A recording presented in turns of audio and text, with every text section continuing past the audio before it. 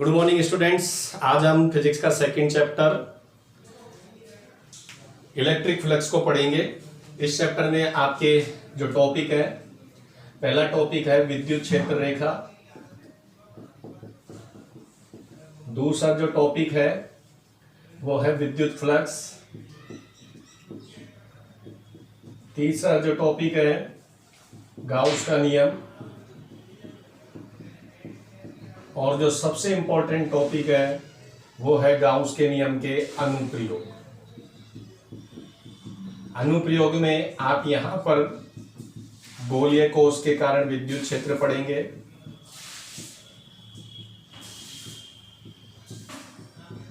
चालक गोले के कारण विद्युत क्षेत्र पढ़ेंगे, अचालक गोले के कारण विद्युत क्षेत्र पढ़ेंगे, रेखीय आवेशित तार के कारण विद्युत क्षेत्र पढ़ेंगे और आवेशित प्लेट के कारण विद्युत क्षेत्र पढ़ेंगे। और ये पांचों टॉपिक बहुत इंपॉर्टेंट है, ये डेरिवेशन है और लगभग राजस्थान बोर्ड में आरबीएससी में इनमें से एक क्वेश्चन लगभग हर साल या एक साल छोड़कर एक साल में पूछा ही जाता है। ठीक है, तो हम स्टार्ट करते हैं हमारा चैप्टर और पहला पॉइंट लेते हैं विद्युत क्षेत्र रेखा।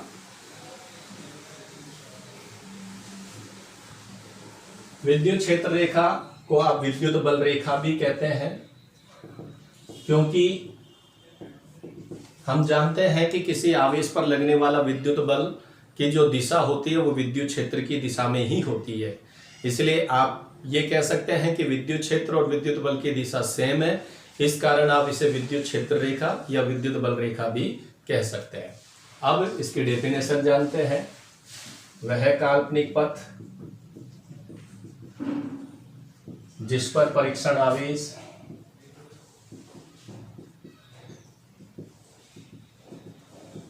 विद्युत क्षेत्र के कारण गति करता है,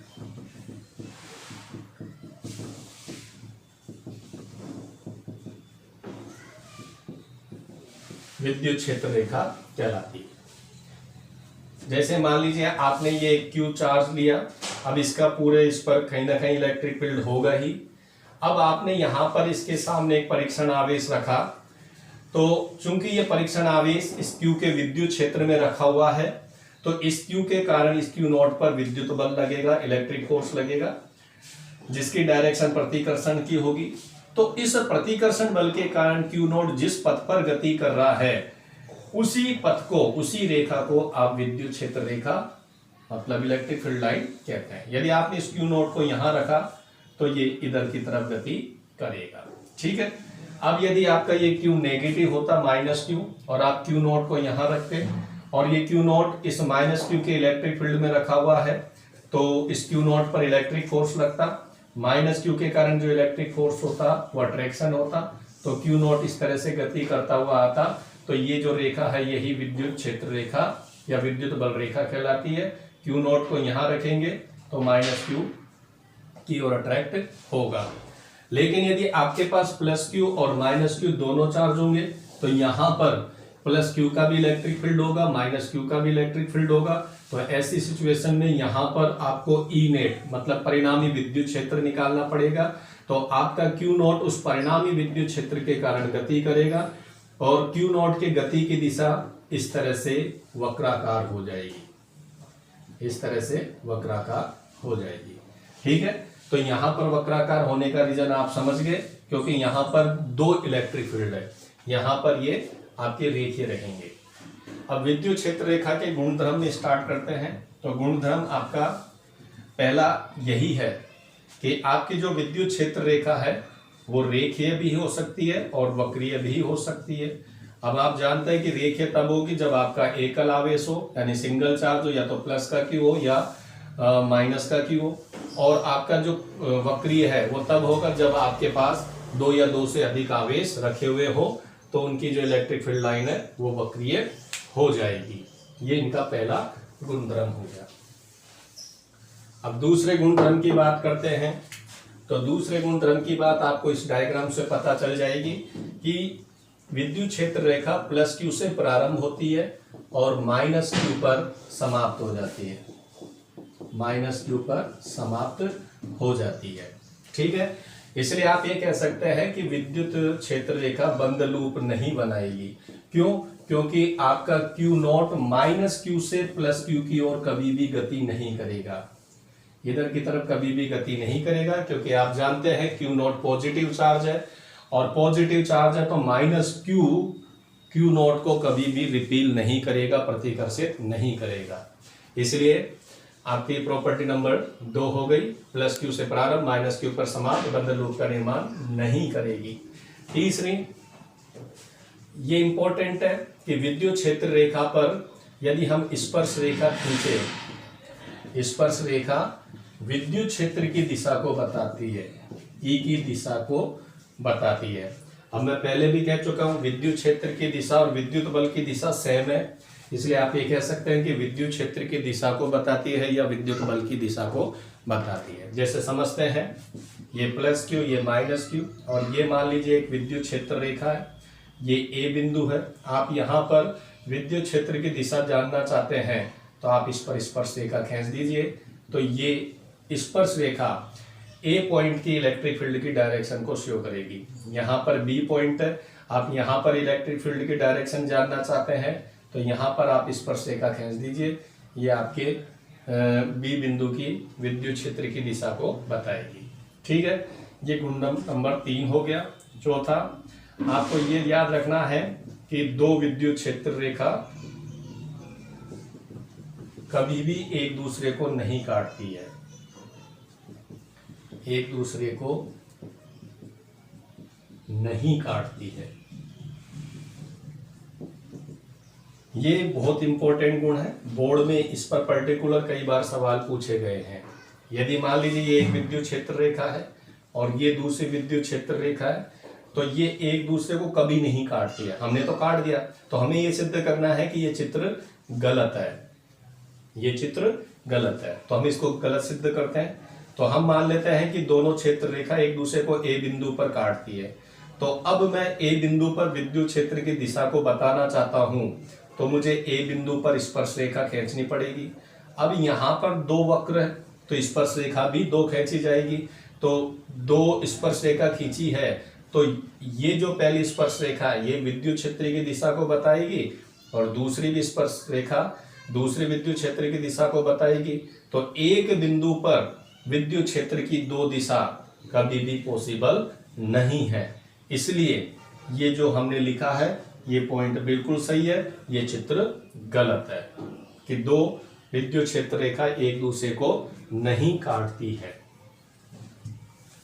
तो ये आपका गुणधर्म नंबर 4 हो गया। गुणधर्म नंबर 5, विद्युत क्षेत्र रेखा सतत होती है।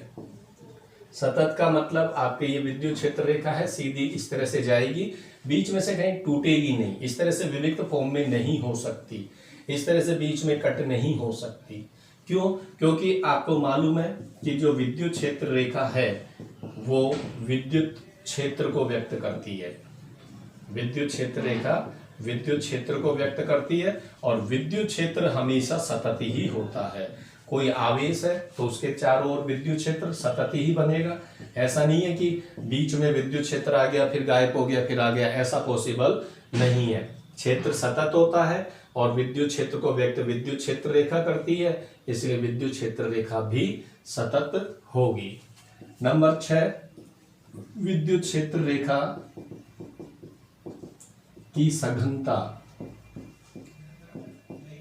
विद्युत क्षेत्र की तीव्रता को व्यक्त करती है, तीव्रता को व्यक्त करती है। जैसे हम एक डायग्राम बना लेते हैं इस तरह से।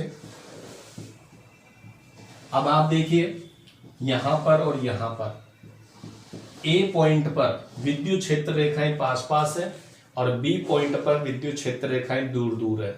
तो ऐसी स्थिति में हम ये कहेंगे कि जो ए बिंदु का विद्युत क्षेत्र है वो बी बिंदु के विद्युत क्षेत्र से अधिक होगा।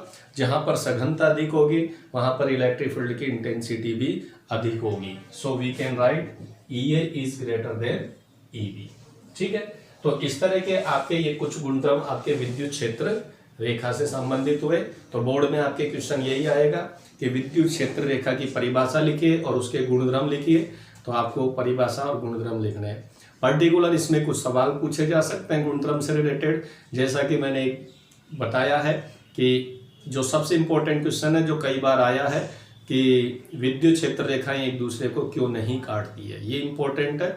पर्टिकुलर 1 नंबर पे इसके क्वेश्चन कई बार पूछे गए हैं। उसके अलावा पर्टिकुलर ये पूछा जा सकता है कि विद्युत क्षेत्र रेखा बंद वक्र का निर्माण क्यों नहीं करती है, तो ये भी एक इम्पोर्टेंट है। और एक और ये बनता है कि विद्युत क्षेत्र रेखा सतत क्यों होती है। तो ये 3 छोटे क्वेश्चन इसमें और बन सकते हैं जिन्हें आप ध्यान से पढ़ लेंगे और याद कर लेंगे।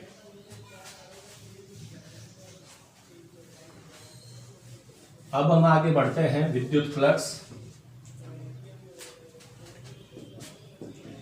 विद्युत फ्लक्स तो डेफिनेशन देख लेते हैं। विद्युत क्षेत्र में रखे किसी बंद पृष्ठ से गुजरने वाली क्षेत्र रेखाओं की संख्या विद्युत फ्लक्स कहलाती है। मान लीजिए ये एक इलेक्ट्रिक फील्ड है E। आप एक चीज और ये ध्यान रखिए बेटा, जब आप ये इस तरह से समांतर लाइनें खींचते हैं, विद्युत क्षेत्र रेखा है ये सारी आपने समांतर खींची है और बीच का डिस्टेंस भी इक्वल रखा है, तो ऐसे इलेक्ट्रिक फील्ड को हम यूनिफॉर्म इलेक्ट्रिक फील्ड मतलब एक समान विद्युत क्षेत्र कहते हैं। ठीक है। और यदि आप इस तरह से खींचते हैं जहां पर इलेक्ट्रिक फील्ड लाइन समांतर भी नहीं है, बीच का गैप भी समान नहीं है, तो ये आपका असमान विद्युत क्षेत्र होता है। ये एक समान विद्युत क्षेत्र है, इसको समरूप विद्युत क्षेत्र भी कहेंगे। इसका मतलब यह है कि इस पूरे एरिया में किसी भी पॉइंट पर आप जाएंगे तो इलेक्ट्रिक फील्ड की वैल्यू बराबर होगी।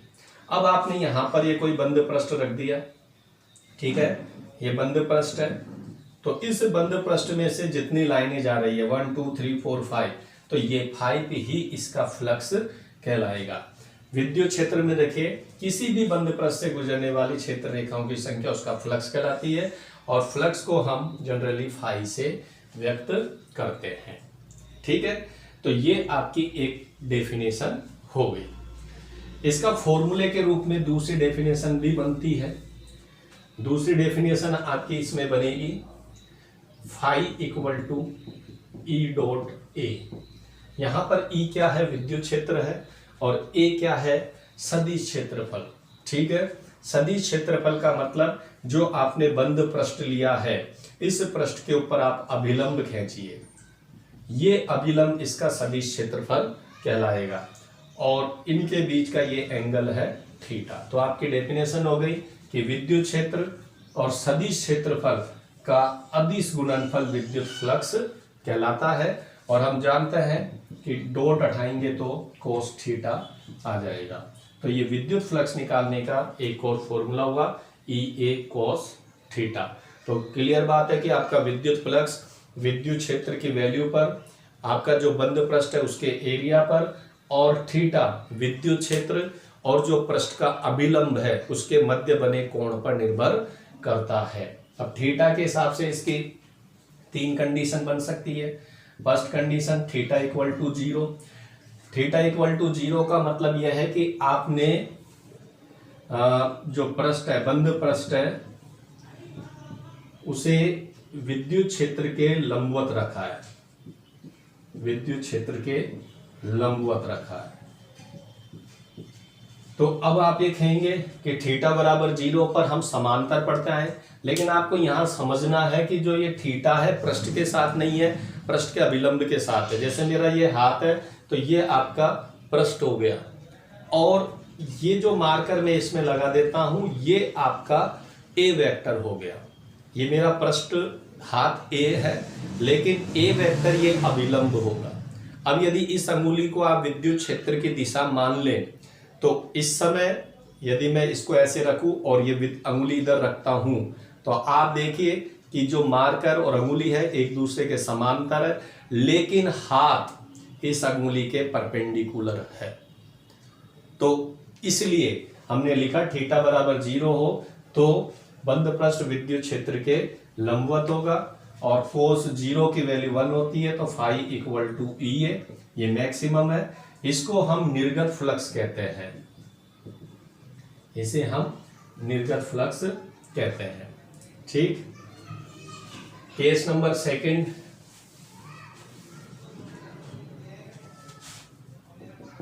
Theta equal to 180। तो इसके केस में भी आपका जो विद्युत क्षेत्र है बंद पृष्ठ के लंबवती होगा, और आपकी वैल्यू माइनस ही आएगी क्योंकि कोस 180 माइनस में होता है। इसे हम प्रवेशित या आगत फ्लक्स कहते हैं, प्रवेशित या आगत फ्लक्स कहते हैं। ठीक है। और case third, theta equal to 90। इस स्थिति में बंद पृष्ठ विद्युत क्षेत्र के लंबवत होता है और कोस 90 0 होता है, तो इस स्थिति में फ्लक्स 0 होगा, क्योंकि इस सिचुएशन में बंद पृष्ठ में से एक भी विद्युत क्षेत्र रेखा नहीं गुजरती है। तो थीटा के बेस पर आपने यहां पर 3 कंडीशन देखी। अब यदि हम ये बात करें कि हमारा जो विद्युत क्षेत्र वो एक समान नहीं है, तो ऐसी कंडीशन में क्या होगा कि हर हिस्से का विद्युत क्षेत्र अलग अलग हो जाएगा। अथवा हम ये कंडीशन ले कि जो ई और ए के बीच का थीटा है सभी जगह समान नहीं है, हर जगह का मान लीजिए थीटा यहाँ का अलग है, यहाँ का थीटा अलग है, यानी कि असममित बंद पृष्ठ है। तो उस सिचुएशन में हम पूरे बंद पृष्ठ का फ्लक्स एक साथ नहीं निकाल सकते, या तो ई अलग अलग है या थीटा अलग है या दोनों अलग है। तो इस कंडीशन में हम इसके एक अल्पांश का विद्युत फ्लक्स निकालते हैं। तो आपने कोई भी एक अल्पांश ले लिया, जैसे ये ले लिया, इसका सदिश क्षेत्रफल डीए है और विद्युत क्षेत्र यदि इस जगह का ई है, तो हम अल्पांश बंद पृष्ठ का विद्युत फ्लक्स निकालेंगे। D phi equal to E dot d A, और पूरे बंद पृष्ठ का आप निकालें तो पूरे बंद पृष्ठ का निकालें तो फाई बराबर क्लोज इंटीग्रेशन ई डॉट डी ए। यहाँ पर ये जो गोले का निशान लगाया है ये बंद पृष्ठ को शो करता है, क्योंकि विद्युत फ्लक्स हमेशा बंद पृष्ठ के लिए ही होगा, और यदि बंद पृष्ठ नहीं है तो आपको कल्पना करके उसे बंद पृष्ठ मानकर सोल्व करना पड़ेगा। तो यदि विद्युत क्षेत्र अलग अलग है अथवा असममित आकृति है, तो हमें पूरे बंद पृष्ठ का जो फ्लक्स है वो इंटीग्रेशन की मदद से निकालना पड़ेगा, और हमारे ऑलमोस्ट जो डेरिवेशन है इसी फॉर्मूले से होंगे, क्योंकि आप जानते हैं कि जो अधिकतर विद्युत क्षेत्र होते हैं वो परिवर्ती होते हैं। जैसे बिंदु आवेश के कारण आपने विद्युत क्षेत्र पढ़ा, वो KQ/R² था, तो R के साथ E की वैल्यू चेंज हो जाती है। डायपोल के कारण आपने इलेक्ट्रिक फील्ड पढ़ा, वो भी R पे डिपेंड करती है। तो मोस्टली जो इलेक्ट्रिक फील्ड होते हैं वो डिस्टेंस के साथ चेंज होते चले जाते हैं, परिवर्ती विद्युत क्षेत्र होते हैं। इसलिए आप यदि उनका इलेक्ट्रिक फ्लक्स फाइंड करना चाहते हैं तो हमें इंटीग्रेशन की मदद से ही वो सोल्व करना पड़ता है। ठीक है। तो ये आपके विद्युत फ्लक्स की डेफिनेशन और उसका फॉर्मूला है। अब यदि हमें इलेक्ट्रिक फील्ड ना दिया जाए और हमें चार्ज दिया जाए और हमें उसका फिर विद्युत फ्लक्स ज्ञात करना हो, तो इसके लिए हमें एक नियम दिया है गाउस साहब ने, जिसे हम गाउस के नियम से जानते हैं। यह भी बंद पृष्ठ के लिए है और बहुत आसान नियम है, गाउस का नियम, phi equal to sigma Q upon epsilon not. Simple सा नियम है। ये नियम हमें तब लगाना है जब हमें चार्ज दिया जाए। तो इस नियम के अनुसार किसी भी बंद पृष्ठ का, और यदि बंद पृष्ठ नहीं है तो काल्पनिक ले लें, किसी भी काल्पनिक बंद पृष्ठ का जो विद्युत फ्लक्स है वो उसमें उपस्थित कुल आवेश सिग्मा क्यू, यहाँ पर टोटल चार्ज है जो उस बंद पृष्ठ के अंदर मौजूद है। बाहर वाले को हमें काउंट नहीं करना है, केवल उस बंद पृष्ठ के अंदर जो चार्ज इंक्लूड है वही चार्ज लेना है, और उसके अंदर आपको एप्सिलॉन नॉट का भाग दे देना है।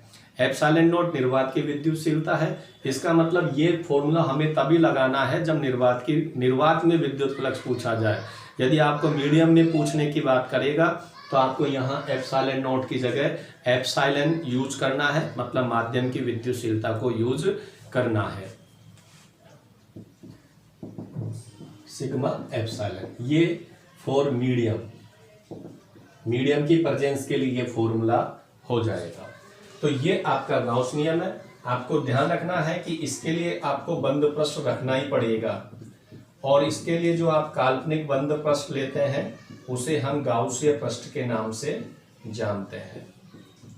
ठीक है, यदि बंद पृष्ठ दिया है तो भी वो गाउसीय पृष्ठ होगा, और यदि बंद पृष्ठ नहीं दिया है और जो आप कंसीडर करते हैं बंद पृष्ठ, उसे हम गाउसीय पृष्ठ कहते हैं।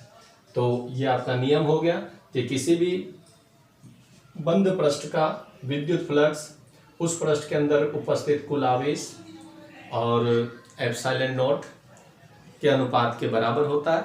आप एक चीज और ध्यान रखिए, यदि बंद पृष्ठ के अंदर पॉजिटिव चार्ज है तो फाई की वैल्यू पॉजिटिव आएगी, और यदि बंद पृष्ठ के अंदर नेगेटिव चार्ज है तो फाई की वैल्यू नेगेटिव आएगी। इट मीन्स आपको चार्ज का साइन लेकर ही सोल्व करना है, पॉजिटिव है तो पॉजिटिव, नेगेटिव है तो नेगेटिव।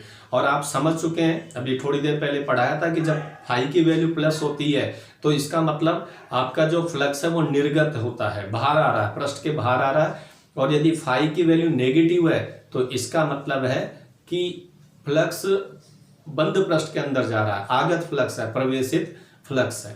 ठीक है, इसलिए सोल्व करते समय साइन को जरूर यूज लेंगे। जैसे फॉर एग्जांपल ये कोई निकाय है, यहाँ पर 4 coulomb, 10 coulomb, -5 coulomb, 3 coulomb, -2 coulomb, ये कुछ चार्ज हैं। अब आपसे पूछा जाए इस बंद पृष्ठ का फ्लक्स क्या होगा, तो आप पहले इसका टोटल कर लीजिए, क्योंकि चार्ज एक स्केलर क्वांटिटी है, अदिश राशि है, इसलिए इसका आपको एल्जेब्रिकल सम करना है।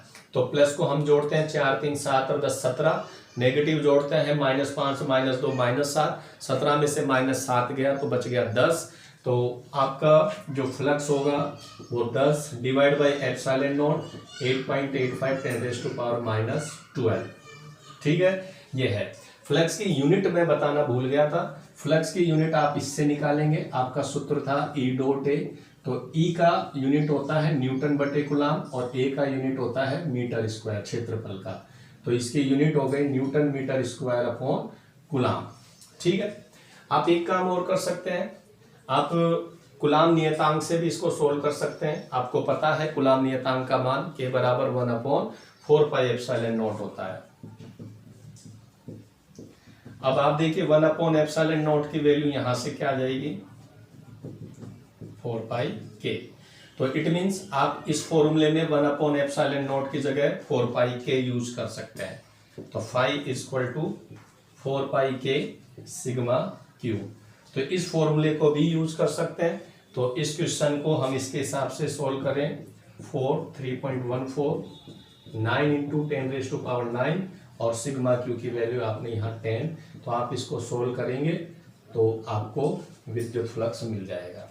तो दोनों तरीके ठीक है, डिवाइड से भी सोल्व हो सकता है, मल्टीप्लाई से भी सोल्व हो सकता है। अब हम यहाँ पर ये जानने की कोशिश करेंगे कि आपका इलेक्ट्रिक फ्लक्स किस पर डिपेंड नहीं करता है। तो देखिए 3 चीजों पे डिपेंड नहीं करता है।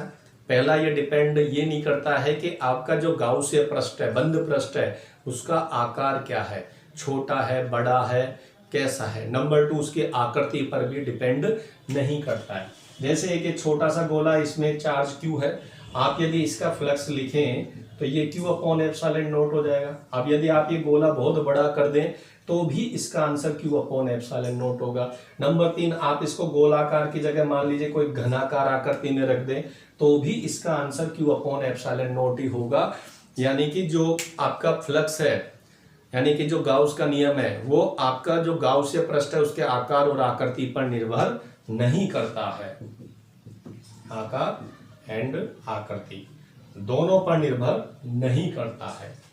सेकंड, गाउस का नियम आवेश की स्थिति पर निर्भर नहीं करता है कि बंद पृष्ठ के अंदर आवेश कहाँ रखा हुआ है, इससे हमें कोई फर्क नहीं पड़ता है। एग्जाम्पल देखें, जैसे ये आपका एक गोला है, ये Q इधर रखा हुआ है तो इसका फ्लक्स Q/एप्सिलॉन नॉट होगा। यदि हम इसको सेंटर में रख दें तो भी यही होगा, और यदि हम इसे बिल्कुल नीचे रख दें तो भी इसका answer Q upon epsilon not ही होगा। यानी कि आप कह सकते हैं बंद पृष्ठ के अंदर आवेश किस जगह पर रखा हुआ है उसकी स्थिति पर भी गाउस का नियम निर्भर नहीं करता है, क्योंकि हमें टोटल करना है, किस जगह रखा हुआ है इससे कोई फर्क नहीं पड़ता है।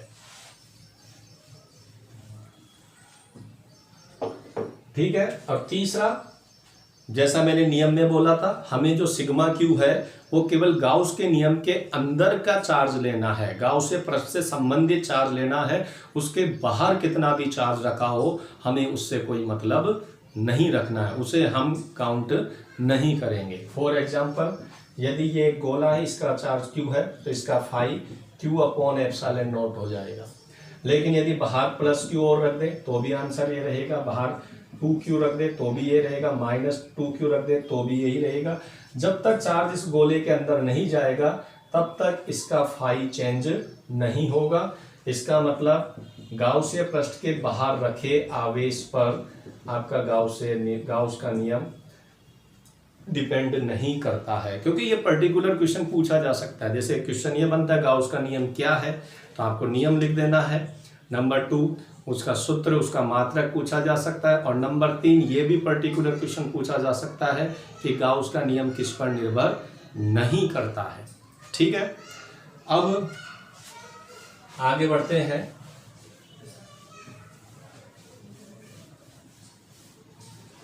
गाउस के नियम का अनुप्रयोग।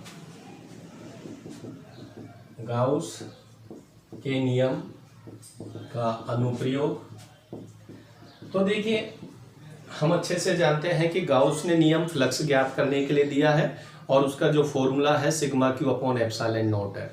लेकिन फाई ज्ञात करने का एक फॉर्मूला आपने देखा है, इंटीग्रेशन E डॉट dA। मतलब फ्लक्स निकालने के लिए हमारे पास 2 फॉर्मूले हैं, phi equal to integration E dot dA and phi equal to sigma Q upon epsilon not. यदि हम इन दोनों की कंपैरिजन कर दें तो E dot dA equal to sigma Q upon epsilon not. तो ये जो हमारा भी फॉर्मूला आया है, इस फॉर्मूले में आवेश और इलेक्ट्रिक फील्ड के बीच में एक रिलेशन आ गया है। यदि मुझे किसी पृष्ठ का चार्ज मालूम है तो मैं उस चार्ज की मदद से उसका इलेक्ट्रिक फील्ड फाइंड कर सकता हूं, चाहे वो आपका जो पृष्ठ है वो कैसा भी शेप रखे। ठीक है। लेकिन यहाँ पर इस फॉर्मूले को यूज करते हुए गाउस ने ये सलाह दी है कि हमें पृष्ठ जो लेना है, काल्पनिक जो पृष्ठ लेना है वो सममित आकृति का लेना चाहिए। इसके 2 बेनिफिट है। नंबर 1, आप जब इंटीग्रेशन करेंगे तो आपको उस पृष्ठ का पूरा क्षेत्रफल लिखना पड़ेगा। अब यदि आपने सममित आकृति ले रखी है, गोला ले रखा है या बेलन ले रखा है या शंकु ले रखा है, ऐसे कोई आकृति ले रखी है तो उसका एरिया आपको पता होगा। नंबर 2 थीटा, क्योंकि यहाँ डॉट हटेगा तो आप जानते हैं कि डॉट प्रोडक्ट हटने पर कोस थीटा आता है, तो आपको E और A के बीच का थीटा भी लिखना पड़ेगा। यदि आपने सममित आकृति ले रखी है तो आपको थीटा फाइंड करने में भी आसानी रहेगी। लेकिन यदि आपने कोई अनसिमेट्रिकल आकृति ले ली तो नंबर 1 आप उसका एरिया फाइंड नहीं कर पाएंगे, नंबर 2 हर जगह का थीटा उसका अलग अलग हो जाएगा, तो आप इलेक्ट्रिक फील्ड फाइंड नहीं कर सकते। बाकी ये फैक्ट है कि गाउस का नियम आकार आकृति पर निर्भर नहीं करता, वो किसी भी आकृति के लिए इलेक्ट्रिक फील्ड फाइंड कर सकता है। तो इस फॉर्मूले की मदद से आप इलेक्ट्रिक फील्ड फाइंड कर सकते हैं। गाउस के नियम के अनुप्रयोग लेकर हम अगले वीडियो में आएंगे। Thank you.